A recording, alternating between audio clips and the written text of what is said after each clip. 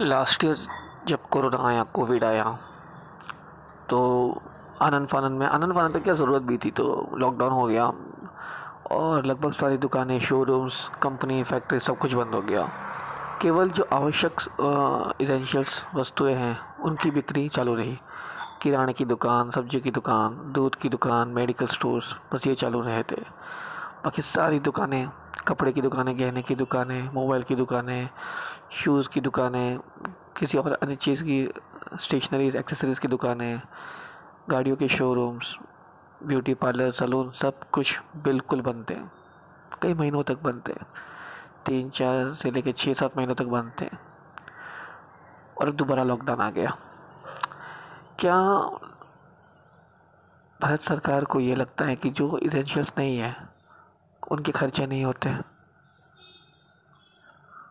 Work from home तो सिर्फ office वाले कर सकते हैं ना। एक कपड़े की दुकान वाला वर्क फ्रॉम होम कहाँ से करेगा? जितनी कपड़े की दुकानें हैं भारत में, उसमें से सिर्फ 20 या 30% लोग होंगे जिनकी खुद की दुकानें होगी। बाकी सब तो भाड़े पर होगी। भाड़ा वो वैसे ही भर रहे थे।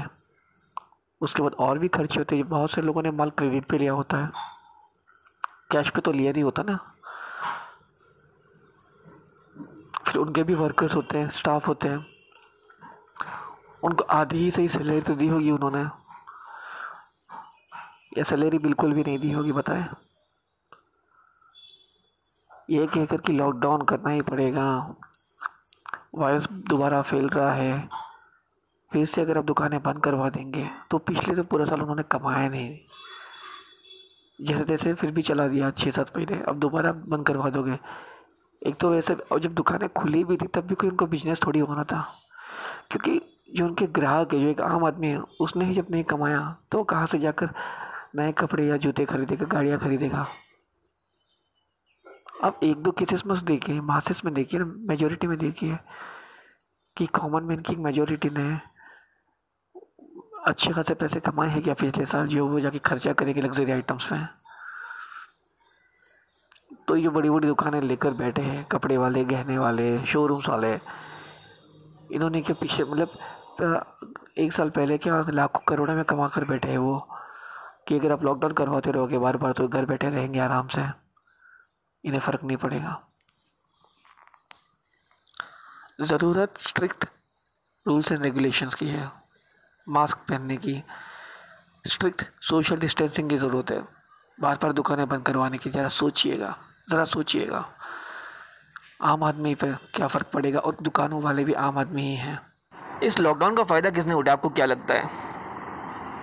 पिछले साल जो दुकानें बंद रही थी सारी की सारी, सिर्फ किराने की दुकानें या सब्जी की दुकानें वगैरह चालू थी, तो इन लोगों ने भरपूर फ़ायदा उठाया है।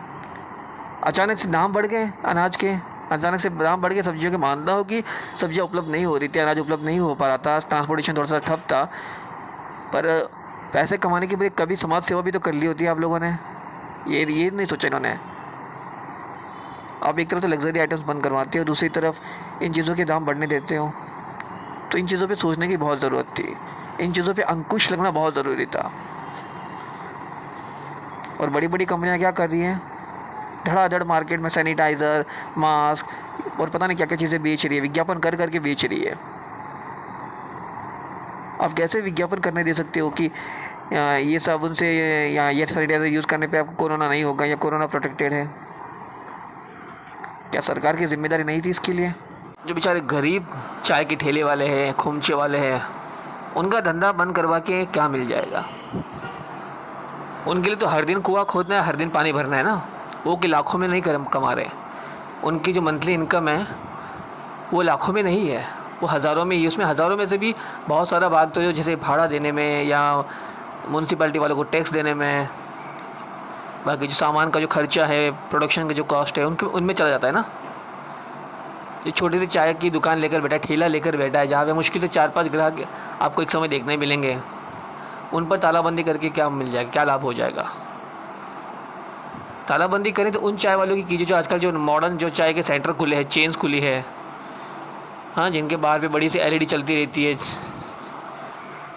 और जहाँ पे एट ए टाइम आप कभी भी जाइए 15-20 लोगों का हुजूम, 15-20 लोगों की भीड़ तो मिलेगी। वो चाय नहीं बेच रहे, वो सिर्फ पैसा कमा रहे हैं। और जो छोटे छोटे चाय के ठेले वाले ना, वो चाय नहीं, वो प्यार बेच रहे हैं, वो एक सुकून बेच रहे हैं, राहत की चाय दे रहे हैं वो।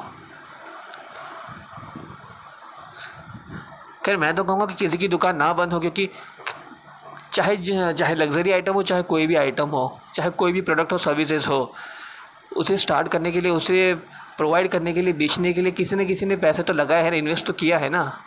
वो पैसे आसमान से उड़कर नहीं आए हैं, पेट पर से नहीं गिरे हैं, ना हफ्ता वसूली करके आए हैं। वो पैसे मेहनत के पैसे हैं किसी के। अगर किसी ने निवेश किया है तो उसका अधिकार है कि उस निवेश का उसकी इनकम हो, आय हो। पिछले साल लॉकडाउन आवश्यकता हुआ और सबने साथ भी दिया। अब और कितना, अब मर जाएंगे क्या लोग? थोड़ा सा सोचने की ज़रूरत है इस बात पर अब, कि क्या लॉकडाउन ही एकमात्र उपाय है, रास्ता है? अब रूल्स को स्ट्रिक्ट कीजिए ना, कि एक किसी भी दुकान पर 2 लोगों से ज़्यादा भीड़ होनी ही नहीं चाहिए। खाने पीने की दुकान है, उनको बोला पार्सल सेवा दीजिए ना। पानी पूरी वाला भी पार्सल दे सकता है, जिसे पानी पूरी खानी है, पानी पूरी वो घर पे लाकर भी तो खा सकता है पानी पूरी रास्ते की।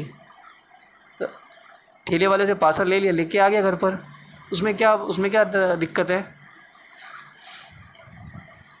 बाकी शोरूम से 2-2, 3-3 लोग जा सकते हैं, सोशल डिस्टेंसिंग, मास्क और सारी चीज़ों का पालन करके। देखिए, कुछ नहीं कमाने से बेहतर है कुछ तो कमाएंगे वो। इस तरह से अगर अर्थव्यवस्था ठप हो गई तो जीवन ठप हो गया ना, तो लोग कोरोना से मरे ना मरे, भूखमरी से, बेरोज़गारी से, या कर्जे से,